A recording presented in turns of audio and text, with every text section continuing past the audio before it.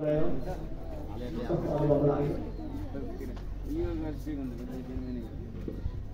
भवनमा सबै कुरो बिर्सियो के विश्व ऊर्जा जोसको अनुभव गर्दै भएन कति राम्रो हजुर रामकुमारले कस्तो अनुभव भयो धेरै राम्रो शक्ति पाएको महसुस हजुर कति राम्रो हजुर युवराजी कस्तो अनुभव रह्यो हाम्रो हेर्नु न युवा वडा देख्थे हजुर कस्तो अनुभव भयो तपाईँलाई फेरि नयाँ ऊर्जा दिएको अनुभव भयो त आफ्नो सबैलाई ल अहिलेसम्म हामी करिब यो कक्षामा 45 मिनट छौँ 45 मिनट भयो मैले बोल्न थालेको यहाँहरू कति यो फेरि केन्द्रीय भनेको नेपालमा चाहिँ नि वर्ल्ड हेडक्वार्टर्स भन्दै सबै ठाउँमा हो विश्वको केन्द्रीयताहरूले जहाँ संसारभरिका मान्छे अहिले जीवन विज्ञानको कार्यक्रममा काठमाडौँमा हाम्रो ठाउँ सानो छ टेबल हामी बाहिर गर्छौँ पार्टी कार्यक्रममा होटलहरूमा कार्यक्रम गर्छौँ त्यहाँ 15, 16, 20 देशका मान्छेहरू जीवन विज्ञानकै कार्यक्रम गर्नका लागि आउँछ ती सबै मान्छेहरूको अबको गन्तव्य हामी धादिङ बनाउँदैछौँ जीवन विज्ञानले यहाँलाई के गर्छ भनेर अपेक्षा नगर्नु होला हामी के गर्छौँ यहाँले देख्नु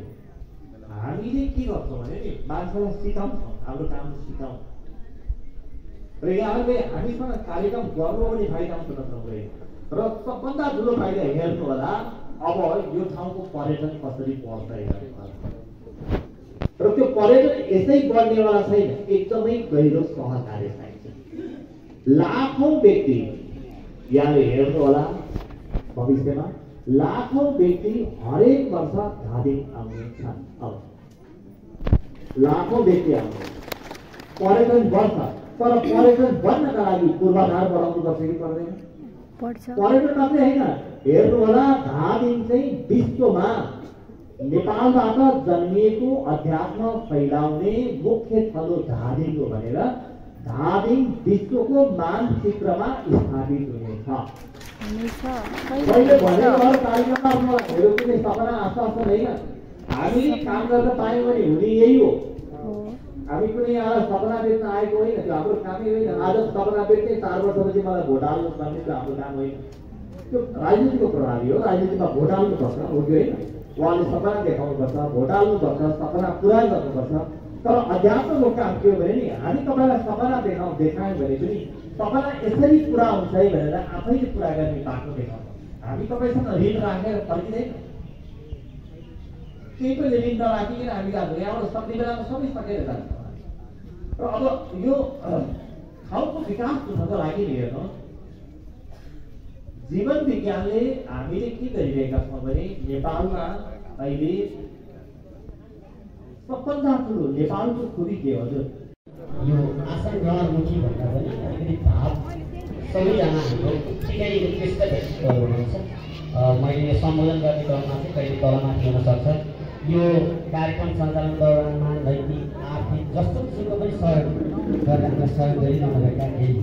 व्यक्तित्वहरू हुनुहुन्छ जस्तै राजनीतिक दलका प्रतिनिधिहरू राजनैतिक दलका विशिष्ट व्यक्तित्वहरू देखिरहेको छु कृष्ण पन्त गोकर्ण पाठकज्यू अनि त्यसै गरी हाम्रो वडा नम्बर 10 थाकेका अध्यक्ष गोकुल लामिछाने युवराज खतिवडा थाके वडा नम्बर 7 जहाँ हाम्रो केन्द्रीय धाम मन्दिर त्यहाँको वडा अध्यक्ष हुनुहुन्छ उहाँहरू सबैलाई फेरि पनि आभार व्यक्त गर्छु र म अब एउटा सानो नृत्यको लागि Oh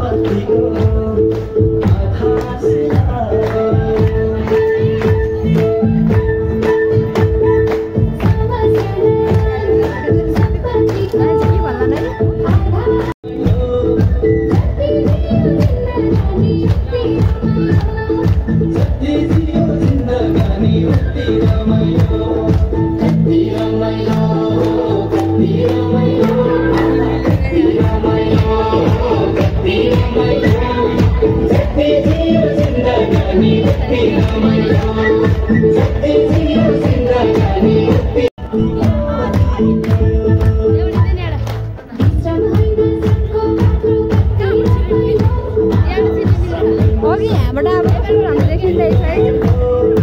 अघि हामी यहाँ भयो कस्तो राम्रो देखिँदो रहेछ